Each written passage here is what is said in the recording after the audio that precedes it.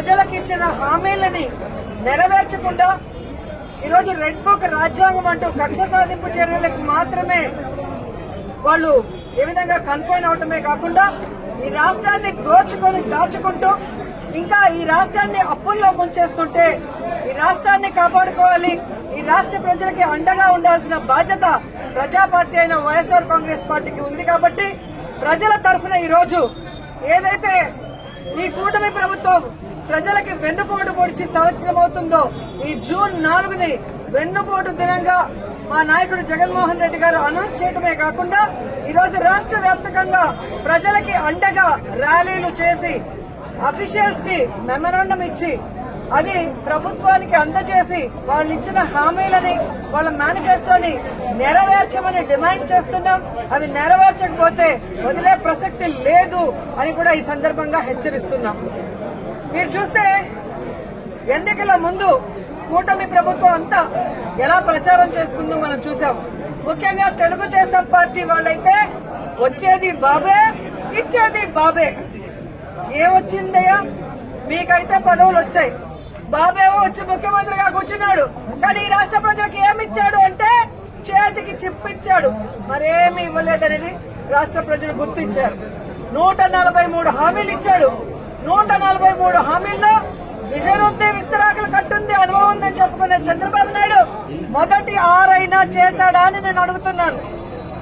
ఈరోజు చూస్తే చంద్రబాబు నాయుడు ఏరు దాటక ముందు ఏటి మల్లన్న, ఏరు దాటాక బోడి మల్లన్న చందంగా పరిపాలించిన విధానం మనకు తెలుసు. కానీ ఈ రాష్ట్ర ప్రజలు ఎలా నమ్మి మోసపోయారు, అలాగే ఈవీఎంలతో వీళ్ళు ఎలా మ్యానిపులేట్ చేసి ఈరోజు 60,000 90,000 అంటూ అసలు ప్రజలు ఓట్లేని నాయకులంతా గాల్లో గెలిచిపోయిన గాలిగాళ్లే ఎక్కువగా ఉన్నారు ఈ రాష్ట్రంలో. సో ఈ రోజు నేను ఎందుకు ఇది చెప్తున్నాను అంటే జగన్మోహన్ రెడ్డి గారు ఎన్నికల్లో చెప్పడం జరిగింది, చంద్రబాబు నాయుడు 3 సార్లు ముఖ్యమంత్రి అయినా ఏ రోజు చెప్పిన వాగ్దానాన్ని నెరవేర్చలేదు, పిల్లనిచ్చిన మామనే వెన్నుపోటు పొడిచిన వాడు, జాగ్రత్తగా ఉండండి అని.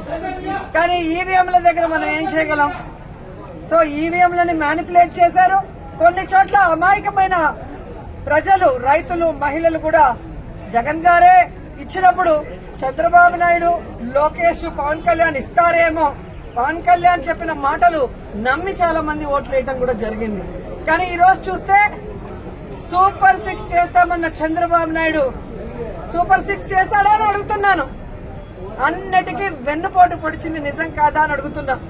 ఈ రోజు తల్లికి వందనం ఇస్తానన్నాడు, కానీ ఇవ్వకుండా వెన్నుపోటు పొడిచాడు. రైతుకు అన్నదాత ఇస్తా అన్నాడు, ఇవ్వకుండా వెన్నుపోటు పొడిచాడు. జాబ్ క్యాలెండర్ ఇస్తా అన్నాడు, ఇవ్వకుండా వెన్నుపోటు పొడిచాడు. ఉద్యోగం ఇస్తా ఇవ్వని వాళ్ళకి నిరుద్యోగ భృతి ఇస్తా అన్నాడు, ఇవ్వకుండా వెన్నుపోటు పొడిచాడు. అలాగే అధికారులకి ఐఆర్ ఇస్తాను, డిఏ ఇస్తాను అని చెప్పాడు, కానీ ఈ రోజు ఇవ్వకుండా ఎలా వెన్నుపోటు పొడిచారో మనం చూసాం. మహిళలకైతే ఉచిత బస్సు ఇస్తాను, పొద్దు నుంచి సాయంత్రం వరకు ఫ్రీగా తిరుక్కోవచ్చు అని చెప్పారు, కానీ ఇవ్వకుండా ఎలా వెన్నుపోటు పొడిచారో మీరందరూ కూడా కళ్ళారా చూశారు. ఈ రోజు ఒక్కరికి కూడా ఒక సెంటు భూమి గాని, ఒక ఇల్లు గాని కట్టించకుండా ఎలా వెన్నుపోటు పొడిచాడో మీరందరూ కూడా కళ్ళారా చూస్తున్నారు. సో వెన్నుపోటు అంటే చంద్రబాబు నాయుడు, చంద్రబాబు నాయుడు అంటే వెన్నుపోటు. ఇది ఈ రోజు ప్రజలు తెలుసుకున్నారు, వాళ్ళకి జరిగిన నష్టాన్ని వాళ్ళు తెలుసుకున్నారు. ఎప్పుడెప్పుడు ఎన్నికలు పెడితే జగన్మోహన్ రెడ్డి గారికి ఓటేసి మళ్లీ ముఖ్యమంత్రిని చేసుకోవాలని ఎదురు చూస్తున్నారు అన్న దాంట్లో ఎటువంటి అతిశయోక్తి లేదని కూడా తెలియజేసుకుంటున్నా. తెలుగుదేశం, జనసేన, బీజేపీ కలిసి పోటీ చేస్తే బంపర్ హిట్ అయింది. సక్సెస్ రేట్ 94% గెలిచాం.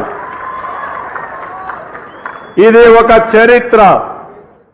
అది నిన్నటికి 1 ఇయర్ అయింది. నిన్న 1 ఇయర్తో ఎప్పుడు కూడా జూన్ 4వ తారీఖు ఆంధ్ర రాష్ట్రం విధ్వంసం నుంచి ఏదైతే రాష్ట్ర పునర్నిర్మాణం వైపు ప్రయాణం ప్రారంభించాం. ఒక సంవత్సరంలో అనేక కార్యక్రమాలు మనం చేసుకొని ముందుకు పోతున్నాం.